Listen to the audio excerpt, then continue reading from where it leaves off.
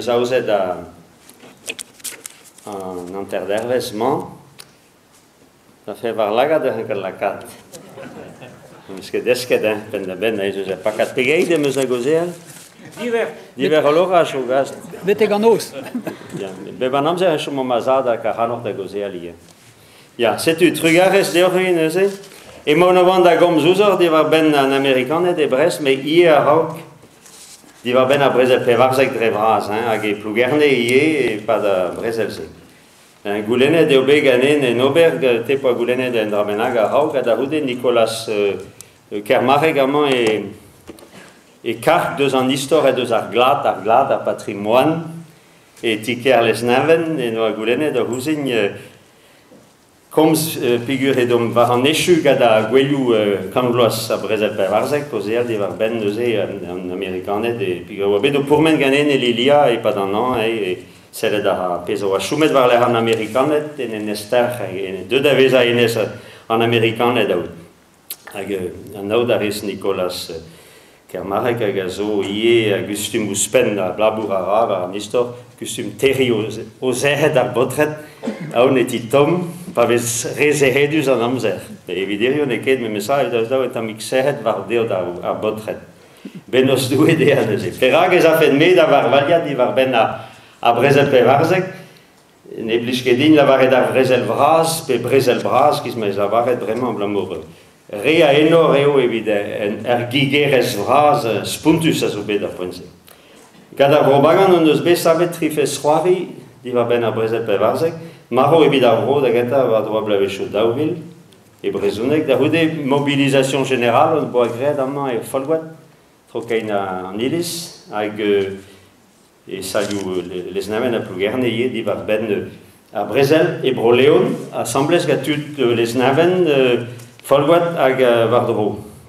An nevezo, ne parol de poilu, a bao e pev arbloaz e plouider oa da genta, hag bremañ on eus bet greb eb tro, a pessoari se da ganver an uneg a viz du, hag a liez ie barz a skolachou hag a liseo evit ar dire diaouank.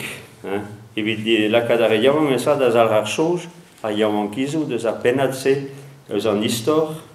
Evito da la bourra devezator, hag bremañ zo ken, evit ar peor, hag an un an iez er bet, evit Europa, esor a ze ie pa kareñan e skol, er mes eus a skol, eus gaz a outo amañ. En gedez da bakas e dre a skol, me sa hel ar golet a diaouank, hag lakadaneo da la bourra di evit Europa hag ar bet. Ouspen ar pesio c'hoari se, me skrivet ie en ebeud romanchou, historiou a liez barzia ie, pat a gazeten ia, assemblez gatudal, hag a vez klevet var arvorig FM, gad radio arvorig landerne, bep suzen, a skrivet iet da o roman brezhoneg neus ket a garantez aerus hag nevez so distro jar eus ar brezel en banet gaz kolorei se kontrolez daoual vero e blavezeu. Nunc ket en istorou ravicher hag ise Louis Elegouet pet amañ Yann Lagadek pe Alain Bouler a marvad ez eus amañ tut hag a zo desket hor eg edome var meradra. Dre, me meus bet ranke studi a la brezel pevarzek, me meus ra meus chojet koulz eo din lakaneo war vaper ia pez meus studiet, da meus a fen kuit di var speret. Hag de forsaneriat trao pen e vez just e ranker lakalo de meas. Ous penze e meus bet chans da glevet anno a menek di var ben an Amerikanet gavazat, chok finch du ye, Joseph Kervella, aoun en arvor e vez badezet an dud en nao da ho be a badezet e dilis. Hag a oa mam ne da finch du ye, les sando, vazat koz, Joseph Kervella, finch ne François, hag a oa vazat oa ganet e blavez dek, 1910, er vilin goz e kichen chapel Saint-Laurent, zaoun eus ar pleremañ e plougerne, hag vazat koz ne finch hag oa deud en dro deus ar brezel pevarzek e blavez c'hwezek, keftin, pe seitek pa oa ganet ar pimpet. Da poense etu en de permission de ver bugal e kuit eus an ken da brezel da houde.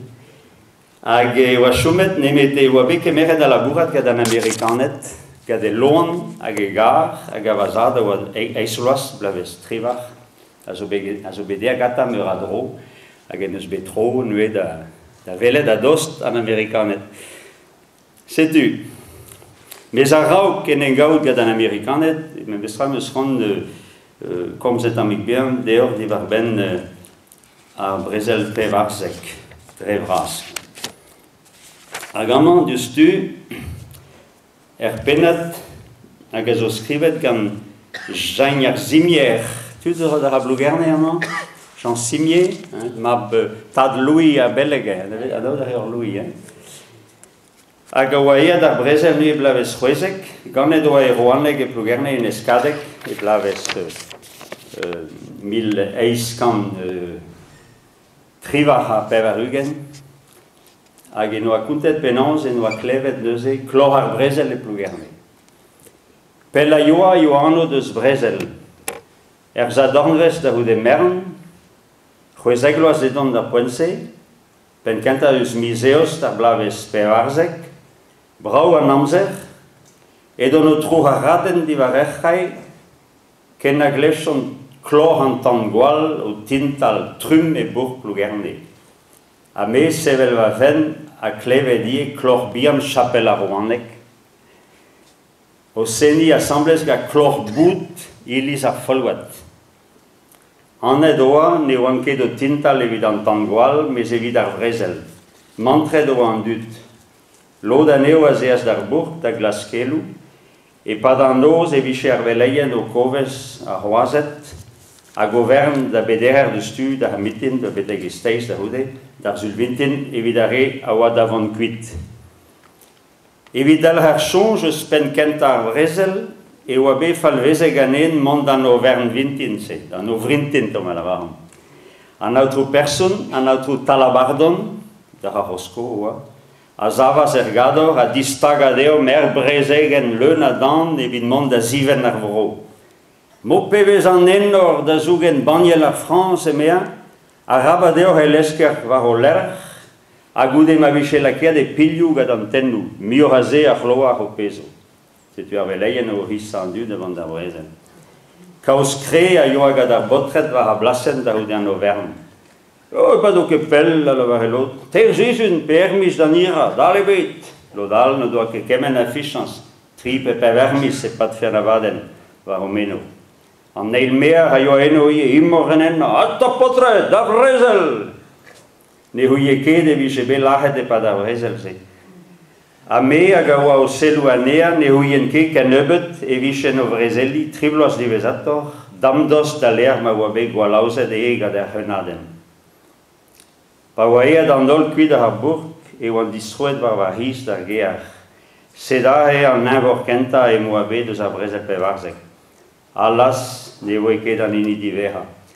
A hok fin ar Brésil e miche da dremen bloaz anter war ar linen an tan. En ur zistreid ar gear da houde an Auvergne, ne oa nemet endra war deo dan dut. Penans e chui an neost. Red e oa be dan dut en em zitiour mior ege kentor hoaz.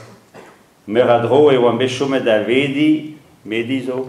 Ui soutou di war a meaz an dit a war petay troha an ned. Chomet da vedi, betegen er vintin, en er parkadet. Kalz a boan e oa be gad an neost, mais en em arpa marea de doa gread an neilre a rea.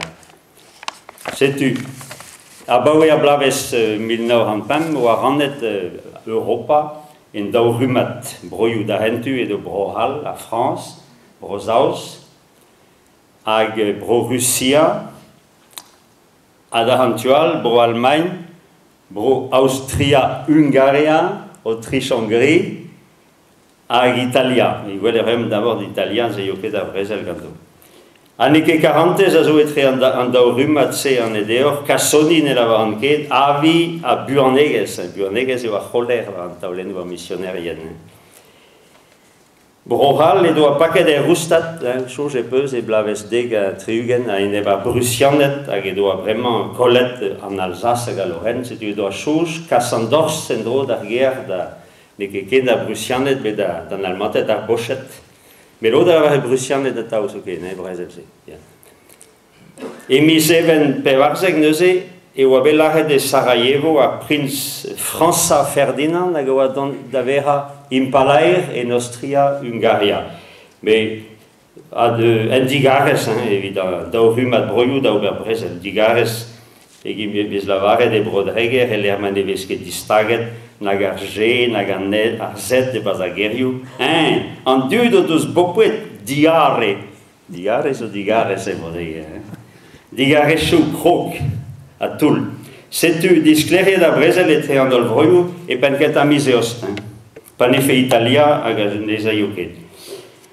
Aga jonge d'an arger a ben gwelliounedel ag ya pakari, pevar bloaz trimis ag unek dervez e pado. Azaleg mis kerzune pevarzeg, e man da ru matut, tal ouz tal, a francichen ag a zauzon da hentu, en almantet da hentual, ag a russet hentual, sounet a ben an eil da real, ficher, e fosio diven, an trancheu, touled en douar, a pebez buez, an agadut, en a botred lahet. Pez a lavar signé, kelou fall a zo edeom dius linen antan, bepsul pous lavare de nilis, e vehe embanlet e oabe lahet animanen vrezel. Divezator e voe galved ar botred o nantekloas. Kemendal a zo dardet a vehe lahet bemdes. Sedama penaos, e voe lahet neve denez Denis, da poense, just.